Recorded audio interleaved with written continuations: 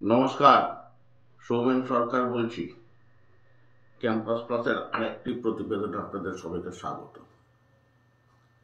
দাঁড়িয়েছিলাম বর্ধমান শহরের একটা অত্যন্ত ব্যস্ত অঞ্চল, যেটাকে বলে বীরহাটা। সেইখানে এই বীরহাটার কাছাকাছি কিন্তু রয়েছে অনেকগুলো রেস্টুরেন্ট। এই রেস্টুরেন্ট থাকা মানেই এখনকার দিনের যা কনসেপ্ট, সেটা অনুযায়ী প্রচুর জোম্যাটো, সুইগি এদের ডেলিভারি বয়দেরও দেখা পাবেন। একের পর এক ছেলে ঢুকছে, বেরোচ্ছে, কাঁধে সেই বা পিঠে ব্যাগ, এলো বেরিয়ে গেল। বেশ সুন্দর একটা হিম্যান টাইপের একটা ব্যাপার রয়েছে। তা দেখতে দেখতে মনে হলো এদের সঙ্গে কিছু কথাবার্তা বলে দেওয়া যাক, এবং এই কথাবার্তা আপনারা শুনতেই পাবেন আমার ঠিক এই কথাগুলোর পরেই। তারপরে বিশ্লেষণ করব এদের পেশা এবং জীবনের নানা রকম দিক। আসুন আগে দেখে নিই কে কি বলছেন। মাত্র তিনজনের সঙ্গে কথা বলতে পেরেছি, একজন মধ্যবয়স্ক এবং বাকি দুজন তরুণ। আগে দেখে নিন তাদের সঙ্গে কথাটা। তোমাদের নাম কি? আমার নাম শুভম দাস। আমার নাম বিজয় দুবে। কতদিন ধরে তোমরা জমাতোতে আছো? আমি প্রায় 6 মাস। 6 মাস? হ্যাঁ, আমার প্রায় 1 বছর। আচ্ছা, তোমাদের পড়াশোনাটা কত? তো আমি এইচএস পাস। HS pass. কিসে? অ্যাকাউন্টেন্সি। অ্যাকাউন্টেন্সি। আর তুমি? আমি আর্টস নিয়ে গ্র্যাজুয়েশন করছি। গ্র্যাজুয়েশন? রাজ কলেজ থেকে। রাজ কলেজ থেকে। কিসে গ্র্যাজুয়েশন? আর্টস নিয়ে। আর্টস থেকে। Very good. তো এই চাকরি বাকরির কোনো চেষ্টা কখনো করেছো? চেষ্টা ওই কম্পিটিটিভ এক্সামের করছে। আচ্ছা, তোমাদের এখানে এই ইয়েতে ঢোকার কাহিনিটা একটু বলো, আমাদের যে এখানে কি করে, কখন, কিভাবে, কে বুদ্ধি দিল এই যে ঢুকলে? আমাদের এখানে কাজ বাজের যা পরিস্থিতি, হ্যাঁ, সেক্ষেত্রে এই কাজ ছাড়া উপায় নেই। সে আচ্ছা কারণে আমরা এইসব লাইনটা জয়েন করেছি। আমি অ্যাকচুয়ালি জিওতে কাজ করতাম, রিলায়েন্স জিওতে।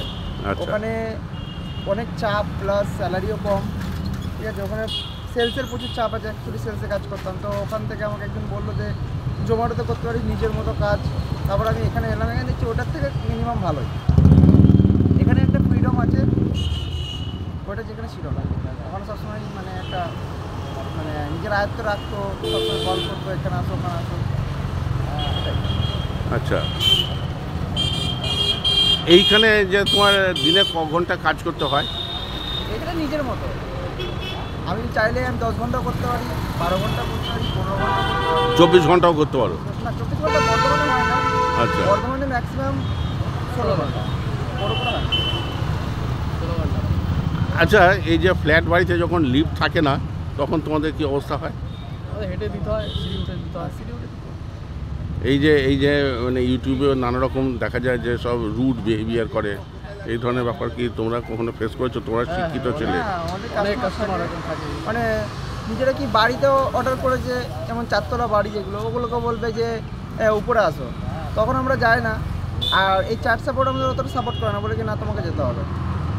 তখন একটু বাজে ব্যাপার হয়, ঝামেলা হয়। আর টাকা পয়সা পেমেন্ট নিয়ে? পেমেন্টের অসুবিধা নেই, পেমেন্ট আমাদের সপ্তাহে পেমেন্ট হয়। আমাদের এই আজকে থেকে কাজ করলে পরের সোমবারে পেমেন্ট দেবে, এরকম। আমি চাইলে এখনও তুলতে পারি, আর এখনও তুলতে পারি। 300 টাকা রেখে আমরা বাকিটা তুলতে পারি।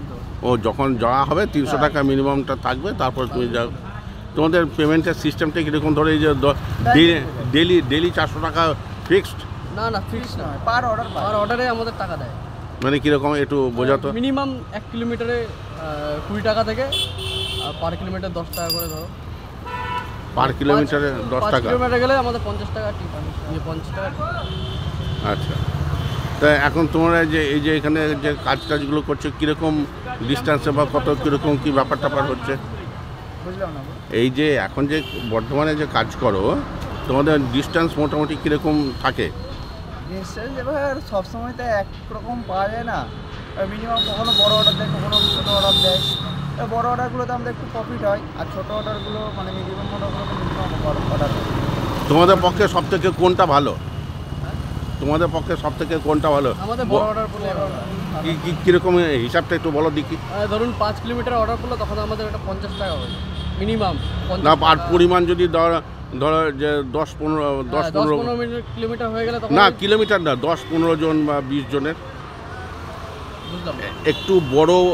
একটু বড় সাইজের, যেখানে ধরো এখানে 15 জন উপস্থিত হয়েছে, আচ্ছা তাদের খাবার দরকার, হ্যাঁ। তারা অর্ডার দিল 15 জনের খাবার, সেটা তো ছোটোখাটো খাবার নয়। হ্যাঁ, লার্জ অর্ডার হলে আমাদের সুবিধা হয় কি আরেকটা এক্সট্রা পার্টনার নেওয়া যায়, সেও সেম টাকাটা পায়। কিন্তু অ্যাকচুয়ালি ওটা লসই হয়, কারণ কি আমাদের খাবারটা বানাতে অনেক টাইম নিয়ে নেয় না। আমাদের এবার যত একটা অর্ডারে যদি আমি সারাদিন করে থাকি 1 ঘন্টা, হ্যাঁ বলো 1 ঘন্টা যদি আমি অর্ডারেই দিয়ে দিই তখন তো আমার লস না। আমি 1 ঘন্টাতে 4টে অর্ডারও মারতে পারি, সেখানে আমার বেশি প্রফিট হয়। আর তোমাদের কি অর্ডার ডিক্লাইন মানে না বলে দেওয়ার কোনো? হ্যাঁ, ডিনাই করা যায়, এবার ডিনাই করা যায়, পার্সোনাল ইস্যু দেখিয়ে ডিনাই করা যায়, কিন্তু ওটা করলে আমাদেরই লস, পারফরমেন্স ডাউন হয়। ডিনাইটা না করাই উচিত। আর তোমাদের যে যারা অ্যাপয়েন্টমেন্ট দিয়েছে তাদের সঙ্গে কখনো তোমাদের কোনো বৈঠক হয় যে আমাদের এই সুবিধা দরকার, ওই সুবিধা দরকার? হ্যাঁ, ওই স্যাররা আছে, তখন হয়, কথা হয়। কীরকম কী কথাবার্তা হয়? আমরা আমাদের প্রবলেমগুলো বলি, সবাই, আমি তো একা থাকি না, অনেকগুলো থাকে, পুরো জোম্যাটো বর্ধমানের টিমটা থাকে, আর স্যারগুলো থাকে। স্যাররা তখন শোনে যে এই প্রবলেম, বলে যে এটা সলভ হতে পারবে, এটা সলভ হতে পারবে না। আচ্ছা আচ্ছা আচ্ছা আচ্ছা। তোমাদের আরও বন্ধুবান্ধব তো এখানে আসবে তো? আসবে। আপনার নামটা একটু বলুন। নির্মাল্য মজুমদার। নির্মাল্য মজুমদার। আপনি কতদিন ধরে এই কাজটা করছেন? আমি এই কাজটা করছি 2-2.5 মাস হবে। মোটামুটি অ্যাডজাস্ট করে নিয়েছেন? মোটামুটি অ্যাডজাস্ট করার চেষ্টা করছি, করে নিয়েছি পুরোপুরি সেটা বলতে পারবো না, তবে চেষ্টা করছি। আপনার বয়স কত? আমার বয়স 50 আপ। তো 50 বছর বয়সে এই কাজটা কি খুব স্ট্রেটাস কি না? এখন ব্যাপারটা হচ্ছে এই মুহূর্তে আমার যে মানে রিকোয়ারমেন্ট যেটা আছে, সেটা যদি আমি অন্য কোনো জায়গায় যাই সেই অ্যামাউন্টটা আমি পাবো না। কিন্তু জোম্যাটোতে তবুও সেই চেষ্টা করলে আমি যদি সারাদিনটা দিতে পারি তাহলে আমার সেই অ্যামাউন্টটা হওয়ার চান্স আছে। এবং হবি যে গ্যারান্টি নেই, কিন্তু হওয়ার চান্স আছে, যেটা অন্য জায়গায় নেই। সেই হিসাবে দেখতে গেলে যে জোম্যাটোটাই একমাত্র রাস্তা। এই কাজে কি আপনি অ্যাডজাস্টেড হয়ে গেছেন? না, এখনও অবধি অ্যাডজাস্টেড হতে পারিনি, যেহেতু বয়সটা 50 আপ। অন্যান্য ছেলেদের মতো, অল্প বয়সী ছেলেদের মতো চট করে তো অ্যাডজাস্ট হওয়া যায় না, একটু টাইম তো লাগে। যা পাচ্ছেন সেটা কি আপনার প্রয়োজনের তুলনায় মোটামুটি ঠিক আছে? এখন আপাতত ঠিক আছে। আচ্ছা, আপাতত ঠিক আছে, এটা ঠিক নয়, কিন্তু আপাতত ঠিক আছে। ঠিক আছে। আপনাকে আর বেশি, আপনার অর্ডার চলে এসছে। হ্যাঁ, অর্ডার চলে এসে আবার ডবল অর্ডার ঢুকে গেছে। দেখলেন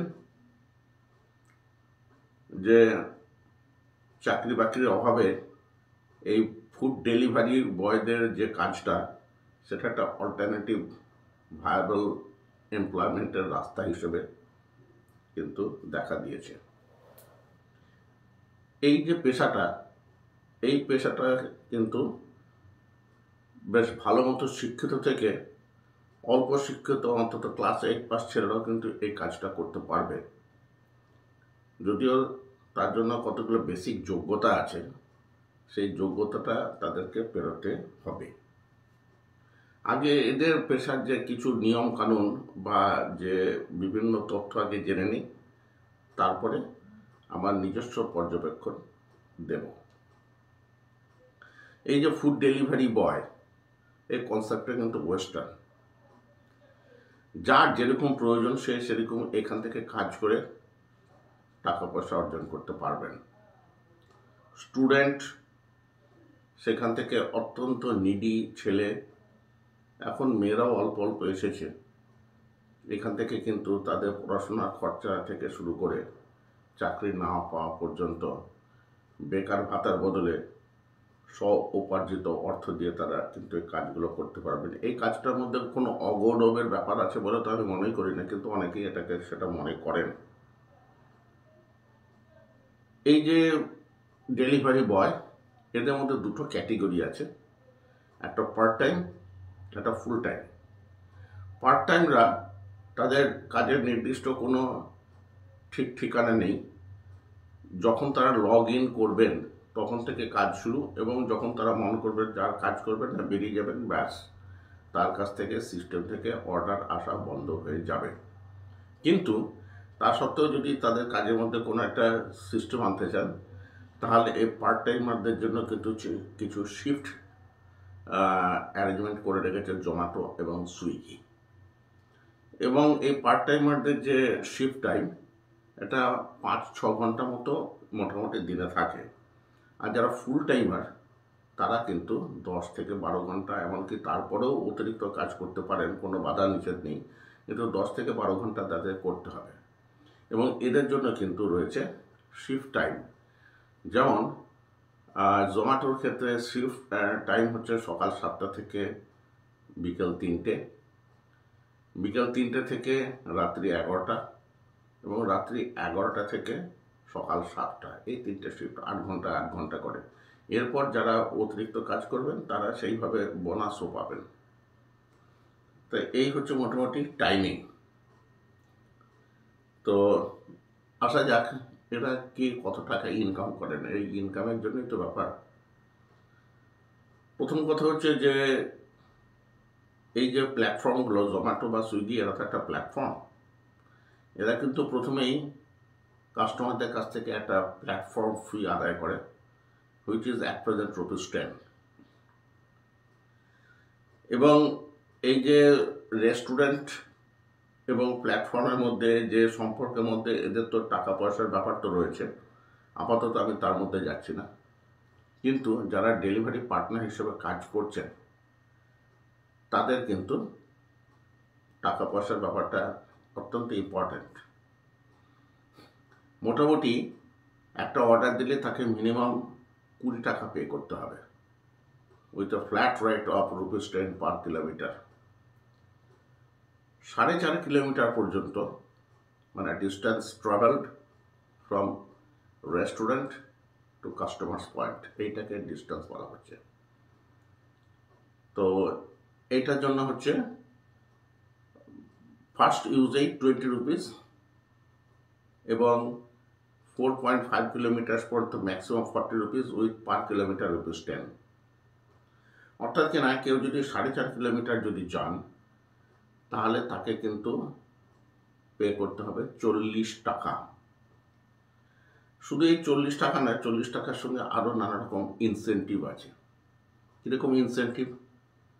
কীরকম আবহাওয়া, কীরকম পরিবেশ, কীরকম দিনের মানে যে ধরুন অফিস টাইম বা বিজি আওয়ার্স কিনা, পিক আওয়ার, তারপর রেটিং, এই সমস্ত ব্যাপার ট্যাপার দেখে শুনে কিন্তু এরা শুধু ডিস্টেন্স ট্রাভেল করাটাই যে তাদের যে পার কিলোমিটারে 10 টাকা করে ইনকাম তা না, তার সঙ্গে আরও কিছু থাকে।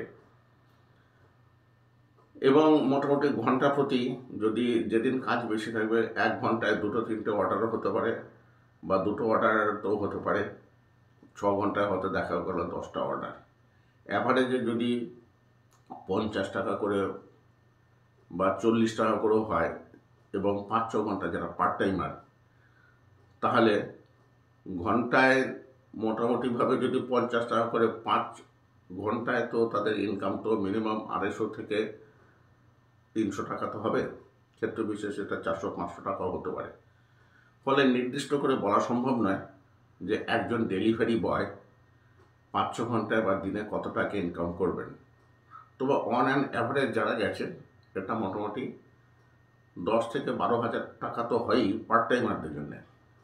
ফুল টাইমাররা তারা আরও বেশি যেহেতু কাজ করেন, দিনে অন্তত পক্ষে 15-16টা অর্ডার তারা হয়তো অতি অবশ্যই সার্ভ করবেন। ফলে তাদের অঙ্কের তাদের টাকার পরিমাণটা তো বেশি হবে। এর সঙ্গে তো রয়েছে বিভিন্ন ইনসেন্টিভ। তবে এই যে পার্ট টাইম হোক আর ফুল টাইমই হোক, এদের জন্য কিন্তু রয়েছে কিছু ইন্স্যুরেন্স। এগুলো কিন্তু এখান থেকে personal insurance against accident and health. Family কোনো ইন্স্যুরেন্সের ব্যাপার ট্যাপার এদের মধ্যে নেই। কারণ যেহেতু এটা কোনো রকম চাকরি নয়। এইবারে আরেকটা ব্যাপার হচ্ছে যে কি করে এরা রিক্রুটেড হন। যারা ইন্টারেস্টেড, আমি আবার কিন্তু বলে দিচ্ছি, কোনো একজন রিসার্চ করারও কিন্তু এই কাজটা করতে পারেন। এতে তো লজ্জার কিছু নেই, কারণ সে তার নিজের পরিশ্রমের বিনিময়ে অর্থ উপার্জন করছে এবং এই জিনিসটার মধ্যে কোনো অগৌরবের ব্যাপার নেই। তবু বলি যে একটা সব কিছুতে নিয়মকানুন আছে। এদের যে রিক্রুটমেন্ট প্রসেস, এটা হচ্ছে প্রথমে অ্যাপটাকে মানে প্ল্যাটফর্মের অ্যাপটাকে ডাউনলোড করতে হবে। ডাউনলোড করে যে ফর্মটা, যে ডেলিভারি বয়ের বা পার্টনারের যে ফর্ম, রিক্রুটমেন্ট ফর্ম আছে, সেটাকে ফিল আপ করতে হবে। ফিল আপ করে দেওয়ার পর সঙ্গে সঙ্গে বেশ কিছু ডকুমেন্ট চাইবে, যেমন ড্রাইভিং লাইসেন্স, প্যান, আধার, ব্যাঙ্ক ডিটেলস, এইসব নানা রকম যে জিনিসগুলো বলে দেওয়া আছে, সেই জিনিসগুলো কিন্তু এতে আপলোড করে দিতে হবে। এবং তার সঙ্গে ক্যান্সেলড চেক, কারণ টাকা পয়সাগুলো তো ওই ব্যাংকের ওই ঠিকানাতেই তো যাবে। এবং তারপরে হবে কি, যখন স্যাটিসফ্যাক্টরি আপলোড হয়ে গেল, তখন একটা 45 মিনিটসের একটা কিন্তু ওরা ট্রেনিং প্রোভাইড করবে online, to get himself acquainted with the use of app. এবং আরও কিছু ওরিয়েন্টেশনের ব্যাপার আছে। ওয়ান্স দিস ইজ ডান, তো একটা সাধারণ ছেলে থেকে সে তখন কিন্তু হয়ে গেল ফর্মাল ডেলিভারি বয়। এবারে কথা হচ্ছে যে কতদিন বাদে বাদে টাকা পাওয়া যায়। এদের নিয়ম হচ্ছে উইকলি পেমেন্ট। এটাও আমেরিকান কনসেপ্ট, উইকলি পেমেন্ট। কিন্তু এর সঙ্গে আর যেটা থাকে সেটা হচ্ছে যে মিনিমাম ব্যালেন্স অফ ₹300 রাখতেই হবে। অর্থাৎ কিনা ওই জোম্যাটো অ্যাকাউন্টে যদি তার 300 টাকার অতিরিক্ত যে টাকা থাকবে, সেটা সে এভরি উইকে তুলে নিতে পারবে। তুলবে কি তুলবে না, দ্যাট ইজ হিজ ডিসিশন। এরপরে আসছে কোয়ালিফিকেশন। কি কোয়ালিফিকেশন? কোয়ালিফিকেশন কিন্তু এমন কিছু বেশি না। প্রথম কথা হচ্ছে অনলাইন ব্যাংকিং, অনলাইন পেমেন্ট, এই সমস্ত ব্যাপারগুলো কিন্তু তাকে সুচারুভাবে করতে পারার মতো দক্ষতা থাকা চাই। এবং তার যে মিনিমাম যে এডুকেশন দরকার, এইগুলো হ্যান্ডেল করতে গেলে সেটাও লাগবে। তো এই হচ্ছে মোটামুটিভাবে ডেলিভারি বয়দের বিভিন্ন দিক। এইবার আসি আমার নিজের পর্যবেক্ষণের কথা। ব্যাপারটা হচ্ছে যে যতজনকেই আমি বলি না কেন যে তোমরা কিছু কথাবার্তা বলো, তা অনেকেই কিন্তু কথাবার্তা বলতে রাজি হলো না, যে কারণে 3 জনের মধ্যে এই কথাবার্তা সেরে নিতে হলো। কীরকম কি যুক্তি? যুক্তি হচ্ছে, দেখুন আমি কোথাও পড়াই, কেউ বলছে আমি গান শেখাই, কেউ বলছে আমি ছবি আঁকা শেখাই। অতএব আমি যদি ডেলিভারি বয়ের যে ব্যাপারটা আছে সেটা যদি প্রকাশিত হয়, তাহলে তার যে অপর যে পেশা, এটা বলছে এটা কিন্তু এখনো পর্যন্ত যে পার্মানেন্ট পেশা হিসেবে এই জিনিসটাই তো ভারতে চালু হয়েছে 10 বছর। ফলে এখানে যে এইটা ধরে কেউ 10, 20, 30 বছরের কেরিয়ার করবে, এখানে ব্যাপারটা তো তা হয়নি। তো তারা ভয় পাচ্ছে যে এই পার্ট টাইম একটা কাজ করতে গিয়ে তাদের যে মূল যে পেশা, সেটা যদি ক্ষতিগ্রস্ত হয়, সেই জন্য তারা কথাবার্তা বলতে প্রস্তুত নয়। আরও অজানাকে নানা রকম ভয় টয়ের ব্যাপার আছে। আর এদের আরও একটা ব্যাপার হচ্ছে যে এরা কেউ পাওনা নিয়ে খুব একটা যে সন্তুষ্ট সেটা মনে হলো না। জোম্যাটোর যে ছেলেরা ছিল তারা রিলেটিভলি বলছে যে তারা অন্যান্য কাজ ছেড়ে জোম্যাটোতে কাজ ধরেছে, কারণ তাদের পেমেন্টটা এখানে একটু ইজি আছে। বাকিদের সম্পর্কে আমি কোনো মন্তব্য করব না, যেহেতু সঠিকভাবে তাদের কাছ থেকে কোনো রকম আমি প্রতিক্রিয়া পাইনি। আর আরেকটা ব্যাপার হচ্ছে যে এদের যে জীবন, এই জীবনে কিন্তু অফিস ব্যাপারটা ভাবলে ভুল হবে। গোটা কাজটাই কিন্তু রাস্তায়, জলে, রোদে, বৃষ্টিতে, সব জায়গাতেই তো এদেরকে মানে ঘুরতে হয়। আর 2 নম্বর জিনিস হচ্ছে, যখন উঁচু উঁচু বিল্ডিংয়ে যখন 7-8 তলাতে যখন লিফট খারাপ থাকে অথবা পাওয়ার অফ থাকে, লিফট চলে না, তখন এই যে 8 তলা, 9 তলা, 10 তলা এই সমস্ত উঁচু উঁচু বিল্ডিংয়ে ওঠাটা এদের পক্ষে তো কষ্টকর। আর 2 নম্বর জিনিস হচ্ছে এরা যে গাড়ি চালান, এই গাড়িটা তো কোম্পানি দেয় না, কোম্পানি তেলও দেয় না, কোম্পানি স্মার্টফোনও দেয় না। সমস্ত কিছু এই যে জিনিসগুলো এই রিসোর্সগুলো কিন্তু ডেলিভারি বয়দের নিজেদের।